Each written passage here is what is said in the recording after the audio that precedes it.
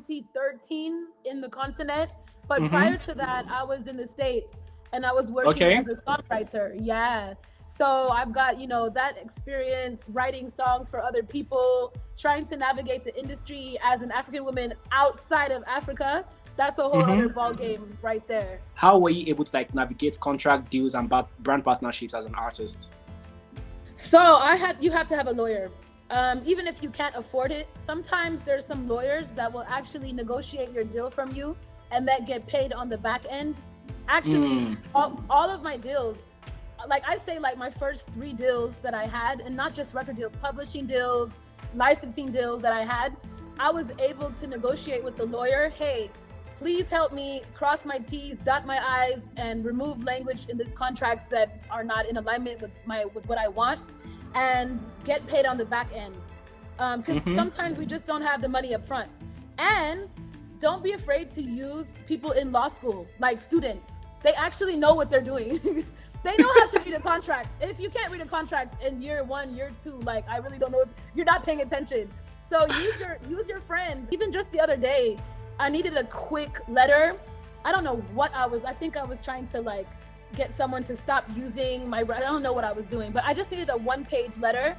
And she charged me like, I don't know, $100. And she's like an up and coming advocate. So sometimes you just have to hustle. You just like, if one way doesn't work, look for other ways. Interesting. How was it for you, peculiar to your own journey? I won't talk about the first 2 record deals. I'll speak about the one that's relevant to Africa, which was Chocolate City. And for that, it was actually kind of a very magical story because I was in Atlanta. I had moved from Los Angeles to Atlanta. Atlanta is like Black entertainmentville for America. It's just all Black entertainment there. And I was just really kind of lost as a songwriter. And I'm like, God, like, what's the next move for my career? What should I do? And slowly, I started just going out. Sometimes you just have to live life. And then as you're walking through your path, opportunities will come. So I had gone out to an African club in Atlanta and I met DJ E-Cool. DJ E-Cool is actually David O's DJ, the coolest guy ever. Okay. And he's like, wow, I really like your voice. Why don't you do a remix to Ole Ku by Ice Prince? And I was like, okay, I don't see a problem with that. I have no problem doing remixes. So immediately he told me that. I went in, I recorded a remix for it, and I sent it to him. And E-Cool went ahead and started spinning it in his sets at these African clubs in Atlanta. Wow. And he took it a step further and he sent it to all the Nigerian blogs. And somehow it got to the eyes of someone in Chalk City. I got an email. Wow. I got a random email saying, hey, Victoria, we're looking to expand Chalk City from just Nigeria into Kenya. And we think you would be a great fit for the label. Would you be willing to sign on and to actually move back from the States?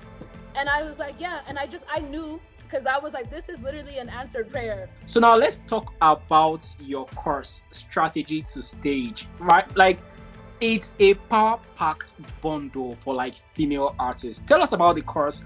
What's the motivation behind like creating something like that? What was like the aha moment that you said that, okay, do you know what?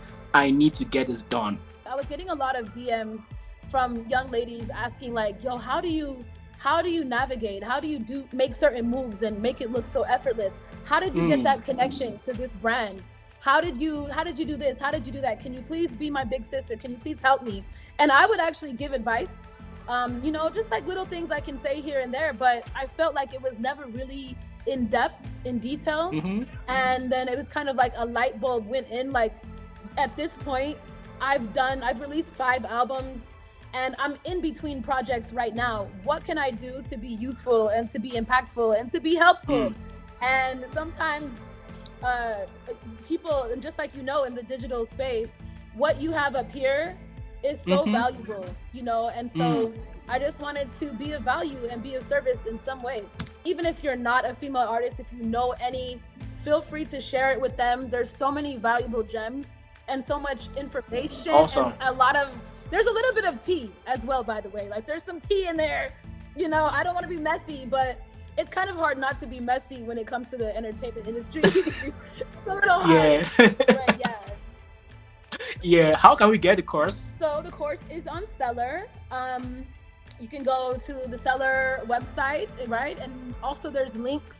The link is in my bio on my Instagram. My Instagram is at Victoria Kimani. You can also go to victoriakimani.com, and there's a direct link to get to the Selar website, so you can get the course and the workbook.